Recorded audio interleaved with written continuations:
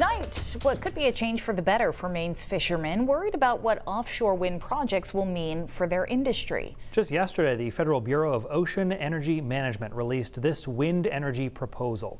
So the green area is where offshore wind farms would be allowed in the Gulf of Maine. And while that area covers some 3 million acres of ocean, it protects a majority of lobster fishing grounds, also known as Lobster Management Area 1. And as News Center Maine's Sam Rogers reports tonight, while it's not perfect, this new plan is also getting a thumbs up from environmental and labor groups.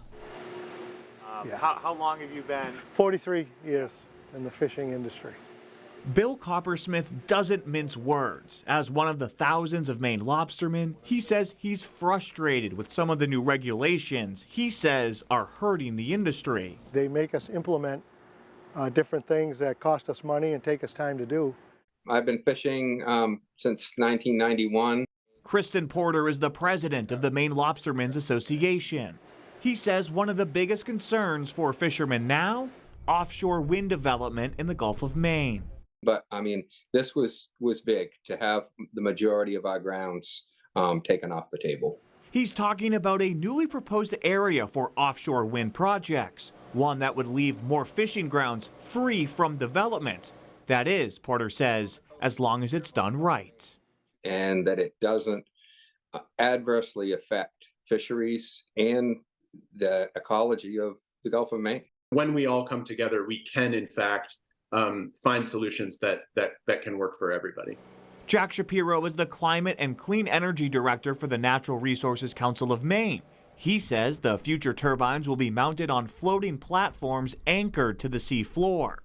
It's a really important transition, both for environment and climate purposes, but also for economic purposes for Maine people. While some lobstermen still have concerns, offshore wind development in the Gulf of Maine could bring big business to our state. This is something that we will be ready for. Jason J. Shedlock says labor unions are already prepared to make our state a leader in the offshore wind industry. There is plenty of work to go around for Mainers. Current and future Mainers. I do think this is going to be a destination industry. The University of Maine is already building floating turbine prototypes. So this is an experiment not only in engineering, but also an experiment in the environmental ecological impacts. Next year, a 1/4 scale model will be deployed off the coast. You build one first, you learn a lot from that, and then you go build 10 and learn a lot more from that. Back on the docks, Porter says the Lobstermen's Association will continue advocating for the industry. So we were the first environmentalists out there because we've always taken care of the ocean. An ocean that will have to balance industries old and new. Sam Rogers, News Center, Maine. And just this afternoon, Governor Janet Mills and Maine's congressional delegation reacted to the draft of the wind energy area. They say they are encouraged that the concerns of our fishing community were actually heard in this proposal, and they strongly oppose any potential inclusion of fishing grounds into those development areas.